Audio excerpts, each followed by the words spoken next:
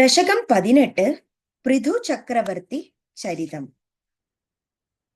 ജാതസ്യ ധ്രുവകുല ഏവ തുംഗകീർത്തേഃ അംഗസ്യ വ്യജനിസുതസ്യ വേനനാമാഃ യദ്ദോഷവ്യതിതമതി സരാജവർയഃ ത്വത്പാദേ നിഹിതമനാവനം ഗതോഭൂത് പാപോപി ക്ഷിതിതലപാലനായേവേനഃ പൗരാദ്യൈ ഉപനിഹിത കഠോരവീര്യഃ സർവേഭ്യോ നിജബലമേവ സംപ്രശംസൻ ഭൂചക്രേ തവ യജനാന്യയം നൗര്യസ്തീത് സംപ്രാപ്തേ ഹിതകഥനായ താപസൗഖ്യേ മത്തോന്യോ ഭുവനപതിർന കശ്ചനേതി ത്വന്നിന്ദാവചനപരോ മുനീശ്വരൈസ്തൈഃ ശാപാഗ്നൗ ശലഭദശാമനായിവേനഃ തന്നാശാത് കലജനഭീരുകൈർമുനീന്ദ്രൈഃ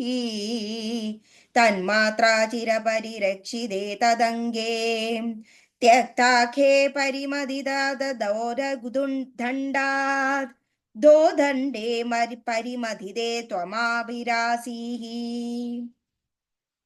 യാദപൃഥുരിതി താപസോപദിഷ്ടൈഃ സൂതാദ്യൈ പരിണുത ഭാവിഭൂരിവീര്യഃ വേനാർത്യാ കബലിത സമ്പദം ധരിത്രീം ആക്രാന്തം നിജധനുഷാ സമാമകാർഷീഃ ഭൂയസ്താം നിജകുലമുഖ്യവത്സയുക്തൈഃ ദേവാദ്യൈ സമുചിത ചാരുഭാജനേഷു അന്നാദീന്യഭിലഷിതാനി യാനി താനി സ്വച്ഛന്ദം സുരഭിതനുമുദുദഹസ്ത്വം ആത്മാനം യജതി മഖൈസ്ത്വയി ത്രീദാമൻ ആരബ്ധേ ശതതമവാജിമേധയാഗേ സ്പർധാലൂഷതമക ഏത്യനീചവേഷഃ ഹൃത്വാശ്വം തവ തനയാത് പരാജിതോഭൂത് ദേവേന്ദ്രം മുകുരുതി വാജിനം ഹരന്തം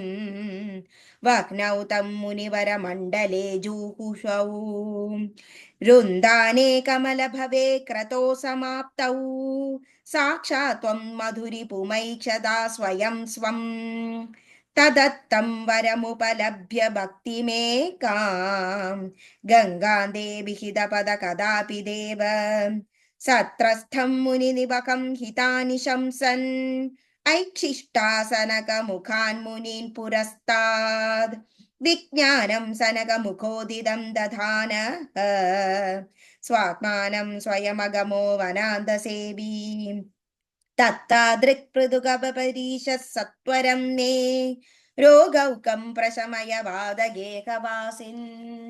സർവത്ര ഗോവിന്ദ നാമ സങ്കീർത്തനം. ഗോവിന്ദ ഗോവിന്ദ.